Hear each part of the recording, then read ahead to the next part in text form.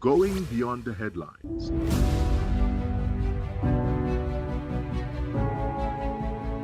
Asking the questions you want answered. Exploring government policies and how they impact you. We are delving deeper.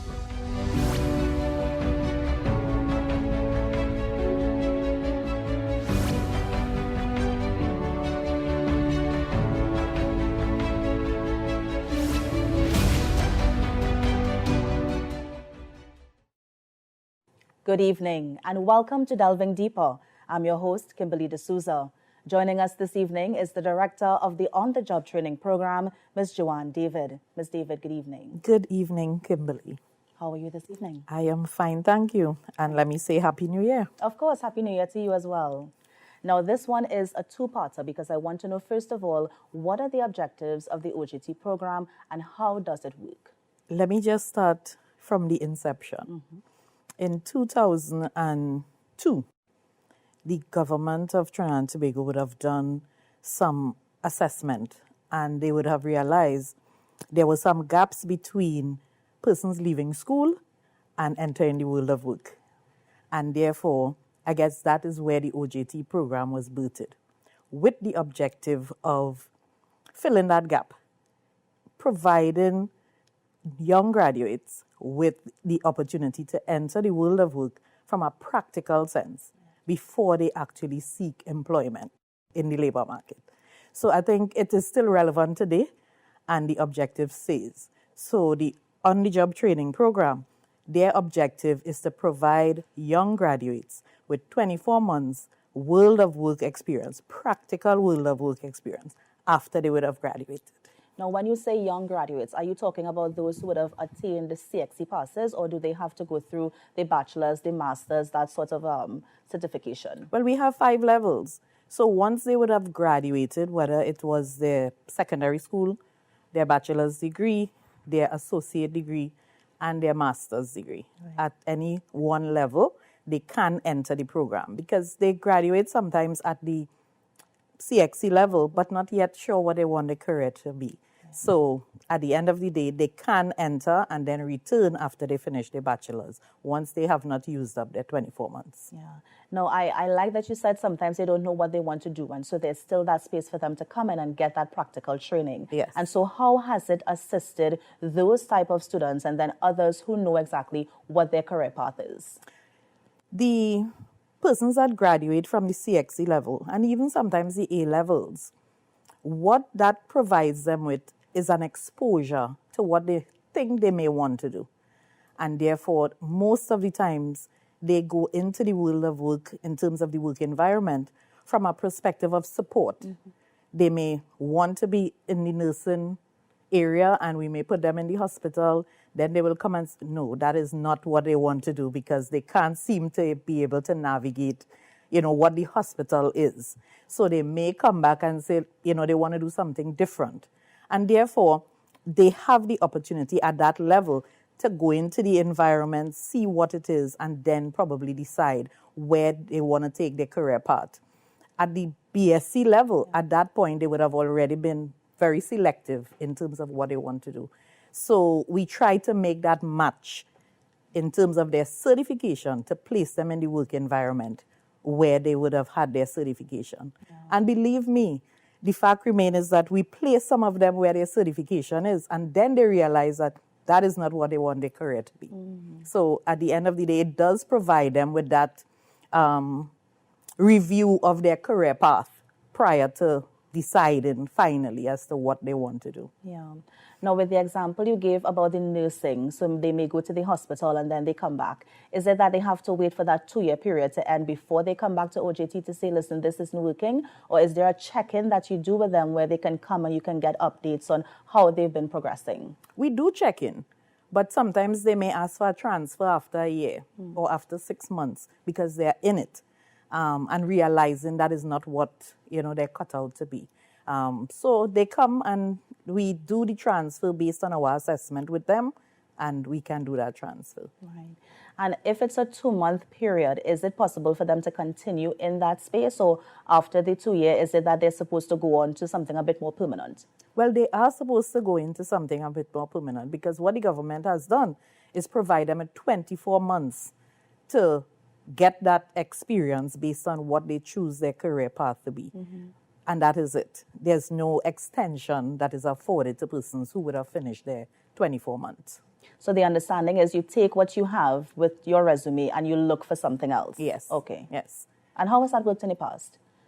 Well, based on the job market, it has been difficult. Yeah. It has been very difficult. But one of the things we have created in terms of an initiative at the OJT is where before they complete the 24 months, so 3 to 4 months prior you exit the program, we have created an initiative that we call an exit seminar. So it's either you're going to be looking for employment or you're going to entrepreneurship. Sometimes you have a passion to do something. So we have created an initiative where we expose you to the information as to what is out there in the labor market. We bring on board business entrepreneurs, we bring on board NEDCO, we bring on board employment agencies to see what providers are looking for, so that at least we provide you with some of the information as to what is out there in the labor market. So you would be able, within that 3 to 4 months before you exit, at least you would be able to prepare for your exit, seeing that there's no extension in the program. Yeah. Now, for the students who are coming out of, let's say, secondary school, and we're putting them in the world of work, are we doing any sort of training seminars, for example, how you dress, how you carry about yourself in the workplace, that sort of thing? Prior to placing them, in terms of placing them in the workplace, in the environment, we do what we call an orientation. So prior to COVID, it was 5 days, but we had to navigate onto a digital platform. And we have 2 days now. But we are going back into some sort of blended approach, because I really find 2 days with them is not enough to give them that orientation that is needed in terms of the expectation of the world of work. And in order to bring in and to give them that information about relationship management, communication, and that basic soft skills that is important to navigate the work environment. Yeah. I like that you mentioned at least one of the effects that the pandemic had on the program. Can you share some more in terms of how the OJT program had to navigate the COVID-19 experience? When we were gazetted, the staff at the OJT said, wow, because we were gazetted and we were deemed essential. So we had to be out there from March 2020 as an essential service of the government. And it was difficult. It was difficult because the staff in themselves had their own anxieties. But they had to come out, and they were committed to come out and do what they had to do. But from the perspective of the program, from a negative perspective, what that did is that it reduced the opportunity to place new graduates, because the lockdown, the restrictions, and therefore we did not have that opportunity to place a lot of persons who were graduating and coming out and looking for work. But from a positive perspective, what it did, because it had slowed down tremendously, it gave us the opportunity to look within, to do some soul searching as to our services. And we did that. We took a lot of time in the pandemic and looked at our service delivery, look at the OJT brand, and we started to create templates and monitoring and evaluation tools to look at our service delivery, because the program is a really essential program, I would say, in the landscape of Trinidad and Tobago for young people. I think the government has continued to provide the support system for young people, and the program is supported. So we did try to look at ensuring that we better our service delivery during the pandemic. And any sort of thoughts coming out of that soul searching in terms of how we can make it more efficient moving forward? I would say technology in the first instance, because a lot of the work that we do is still done, I should say, 75% from a manual perspective. And we are trying to bring the digitizing services to the OJT. Our target is 16 to 35, and we still doesn't have a online registration. But it works because we have at least 500 persons registering for OJT every month. And that is a huge number every month. But we are also maintaining our targets of 300 to 400 persons every month in terms of giving young persons opportunity at that level. Yeah, because that was my next question in terms of how many people apply, how many people get in. But on the flip side, have you been seeing more companies coming forward and offering their services to the OJT and telling the OJT we need these this certain number of skills in our organization? Well, not just coming forward, we're doing the work. Because we are going out there and we are saying to a lot of organizations, you may not see OJT as an option, but it is an option. It is an option for you to be part of succession planning, to come on board and look at young persons who are qualifying themselves. Let me change that. Who are certifying themselves. Because my mantra with them is that you are certified, but sometimes not qualified. And the program will provide 2 years for you to be able to get that practical experience to be able to qualify for the jobs that you're applying for. Yeah. Because it's frustrating, especially when you spend time going to UE, beating the books, doing what you have to do, coming out with your degrees, and can't find a job. So you have to understand that when you send out the applications and you don't have work experience, it is you and a lot of other persons. But the program really tries to provide you with that placement that places you with a provider to do exactly what you think you want your career to be. Yeah. Ms. David, how many, do we have reports of, for example, an employer not being pleased with the service that an OJT would have given out? Of course, because it's young people. Yeah, and then how does the OJT deal with that? Because remember, when we place you there, it's twofold. It's for you to get that technical exposure, and then again, it's for you to get that behavioral exposure about good behavior, about what is expected in the job environment. Yeah. And employers do have behavioral issues because they say to us that this person is technically sound, but they have no behavior.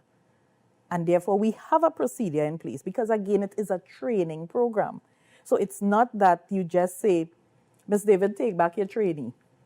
So it's not about that. It's about giving them time for corrective behavior, giving them time and giving them that opportunity for mentorship and corrective behavior. So if we see that, we sit with the employer. We said, okay, let's see how this works. What do you want? What are the gaps you're identifying in their behavior? And we deal with it. And some of them do give them the opportunity, but we have some employers who are very impatient. And it sometimes is about the task as opposed to, really mentoring. But they do a lot of work with us. Yeah. And I am happy to be on this platform and to be able to say recently, because we have been doing the work, we have been getting a lot of providers who are interested in the program and coming on board. We are poised to sign MOAs with National Gas Company, MIC, next week. Nice. So we have companies like Angostura, Carib Glass, Nestle. They are on the program, and it helps in terms of the brand. And we have good certified young people who are eager and willing. It's just the frustration sometimes of the job market, applying for jobs, not getting through, and that is a major thing. I want to publicly congratulate one of our companies, National Quarries, who would have just transitioned 6 of our trainees to the company, because we have those examples, and that is what we want. We want that if they come in and they do a good job and they meet your standards, that you give them the opportunity to transition into your organization. And that we want to congratulate some of our providers for that type of collaboration with the program. Yeah. So the possibility is there once the employer sees fit for them to hire these people and put them on staff. Of course it is. Okay, The possibility is there. Yeah. And that is what we hope for, that the work that they do, that the contribution that they make is recognized and rewarded. Yeah. Now, I just want to go back a bit to drill down on the corrective behavior. So you spoke about in terms of what the employer might do, but in terms of that trainee, how does the OJT deal with that trainee to ensure that they are still employed, at least for that 24-month period? So the OJT has a lot of initiatives, because I would have joined the program in 2019. And as somebody who would have done social work and psychology and all of these add-ons, I understand that you have to deal with the whole person. It is not just that understanding that it's a young person and, they feel entitled because it's a government program. It's not about that. It is about understanding that you are preparing persons for the job market. And we know what the environment in which we operate. There are stresses and there are behavioral issues. So we too have put systems in place where we engage the trainees over the 24 months. So it's not that just that with the employer. I have brought on a psychologist last year. She's a professional psychologist on staff at the OJT, and therefore we provide them with that mental health support, because that too is important in terms of ensuring that when they go into the workplace and they have their private lives and there are issues and there are challenges, and we also provide them with that support system from a mental health place. So the psychologist is on board.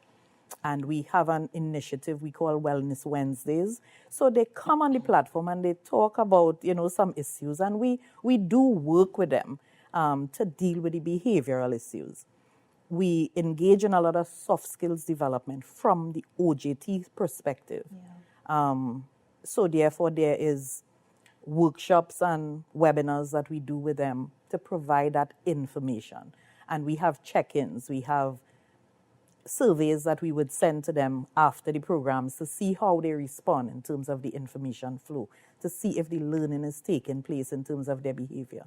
But one of the things I'm very proud to say is that over the COVID period, we have taken time and developed those monitoring and evaluation tools, because when you go in, there must be a plan. What is the training about? What is the learning outcomes?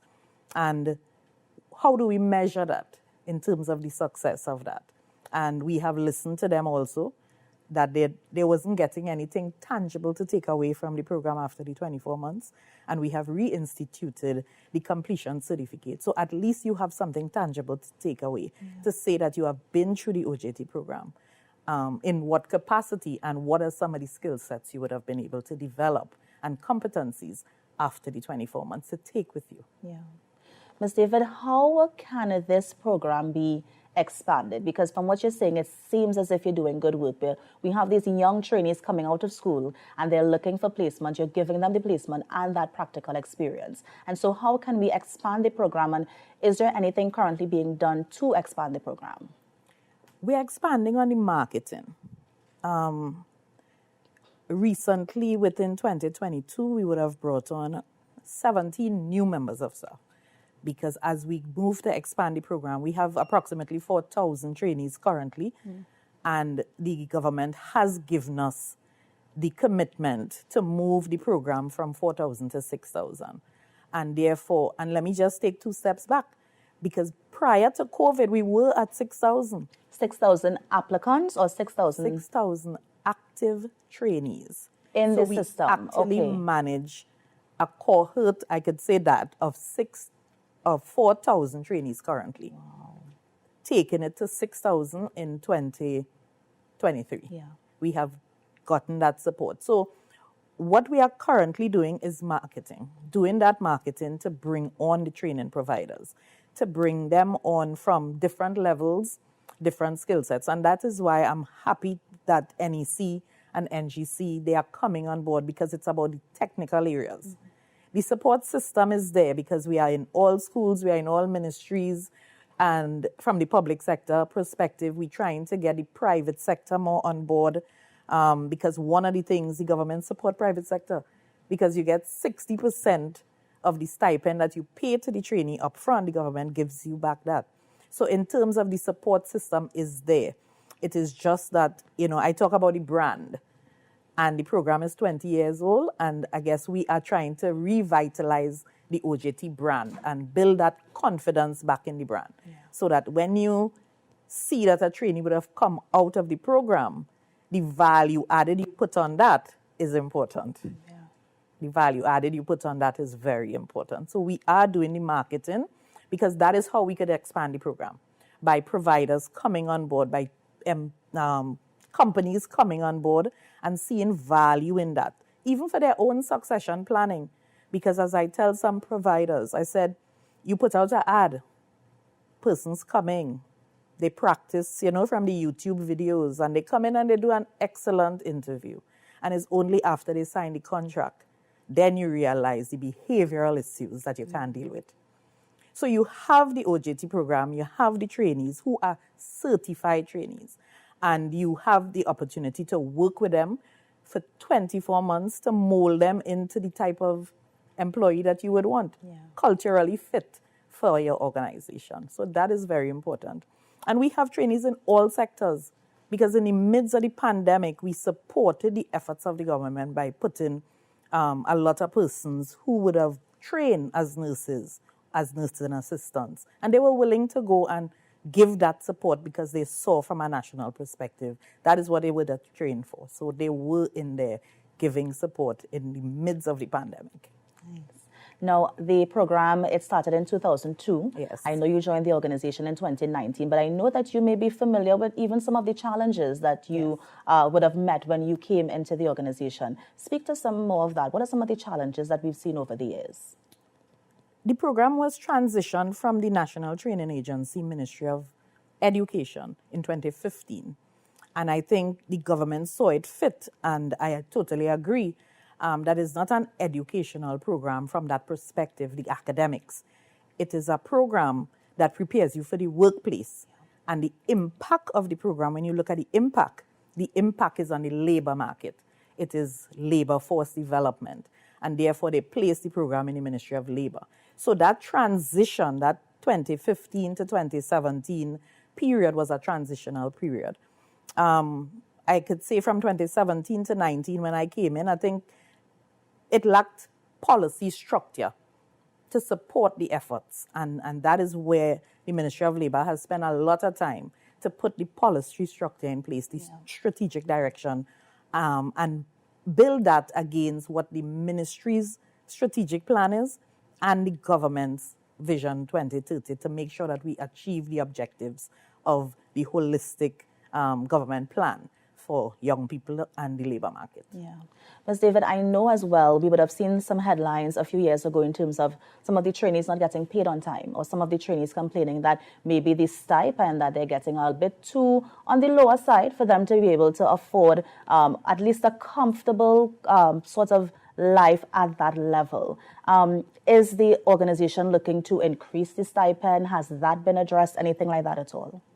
I would go to my document just to be sure what we're talking about. We operate at 5 levels. These are entry-level positions, and these are training positions. It is not to give them the impression that this is an employment situation and they're getting a salary. And remember, you're going in there without experience. We have trainees at the lower level making $30-25 a month. And that is pinned on the minimum wage. It is pinned on the minimum wage. And that just is to level interject 1. here quickly, Ms. David, lower level means CXC certificate, right? CXC. Right. The level 2 is CAPE. Right. And they are making $4,356 a month. And that is entry level, no experience. Level 3 is an associate degree at $5,445 a month. Level 4 is the undergraduate level at $7,562 a month. And level 5 is $8,600 $721 a month. Level 5 is which certification? That is the postgraduate. Postgrad. This stipend was increased in 2015 by 10% what they were getting prior at $2,500 for the lowest level, and again in 2019 by another 10%, just to ensure that trainees weren't getting less than the minimum wage even at the level 1. They ensured that the level 1 was pinned to a basic minimum wage. So I'm saying I am not seeing at this time that the government will go ahead and increase the stipend at this time. Because as I say, there are a lot of persons in the public service that is not making this entry level. Not entry level, but at least the level 2. So, Ms. David, at this time, for an entry-level position at that stipend, you think it is enough to cover the expense of a trainee? Yes, because of the fact that at that level, at the level 1 and 2, we don't put you very far from where you live. Right. We put you in that geographical area where you live so that transportation cost to get you from point A to point B is not a heavy burden on the stipend. We also encourage, even at the stipend level, that this should encourage you to do further training, because you must know where you see yourself in terms of the salary structure, in terms of what you do. Yeah. Ms. David, one more question on this point. Now, I know that you're saying some people, after they come out of that 24-month period, they may go into entrepreneurship. Can they do an OJT job and have another job at the side? Are you guys going to allow that? Yes. That's possible. Once the other job starts at 5. Not within the time frame. Once the other job starts at 5. Yeah. Because, I mean, we encourage extra streams of income. Yes. You know, you have to be innovative to know where your passion is. And therefore, you know, you do the training from 8 to 4 if that is what it is. And we encourage, you know, additional streams of income after 5. And after the 24-month period, they can't reapply. That's it for you and the OJT? Yes. Okay. Is there ever going to be a change in that? The government afford you 24 months. But do you think that, I mean, I'm not interviewing you, but do you think that it is something that they need more than 24 months to get the full experience of the environment? Because when you look at the basic job applications or job advertisements that are put out, they look for 2 to 3 years work experience. Sometimes when I read the ads, it is not always that they have to have the technical experience. It's not always that they have to have the specific experience, but they want work experience. Mm-hmm. Because again, that soft skills, that work experience would have given you the tools to navigate the workplace, to understand what they're looking for. Yeah. So I'm not being interviewed, Ms. David. So I'll skip that question. But well played and well handled. I appreciate that. Now, you mentioned, of course, that 20 years, 2022 would have made it 20 years that the organization, you know, was birthed. And of course, we are doing this for the trainees. What are some of the activities you did to commemorate such a milestone? Before I talk about the activities, one of the things I really wanted to make sure I get in this session is for that 20 years, just based on the historical data we would have been able to unearth, because the program would have transitioned different ministries. We would have seen from some of the records that we were able to look at that the OJT program would have facilitated over 100,000 trainees within that 20-year period. Mm-hmm. So at the end of the day, when you look at the impact, and we are going to look at the impact by launching a tracer study very soon, but when you look at the impact in terms of how much persons would have benefited from a government program like this, it's tremendous. Yeah. It is tremendous. So 2022 was our 20th anniversary, and we did celebrate with an award ceremony, looking at the staff of the OJT and some of the trainees in the OJT who would have done pretty well, persons who would have done good work with the OJT. We had persons in the OJT probably about 14 years, some of our staff members, and we would have commemorated that period with an award ceremony at the Cipriani Labour College. And that was just to say thanks for your service in recognition of. Some of the trainees, we would have recognized some of the trainees because they would have transitioned to employment, and they would have been able to really give good testimonies in terms of their OJT experience, and I think that was really commendable. The Minister of Labour did support us, and he came out for that occasion. And in that, for this 20 year also, we are very proud of doing, as we say, we focus on the trainees a lot. We did a leadership series, and it was a 12-week leadership series for the trainees with a John Maxwell coach, and they got an authentic John Maxwell certification after the 12 weeks. Because we say that it is about the whole trainee. It is about showing them that leadership is not a position. It is not about a position. It is about your actions and the decisions that you make in order to lead persons who you may be in your environment. Yeah. It is not about the position that you hold at that point. Yeah. And it was well received by the trainees in the OJT.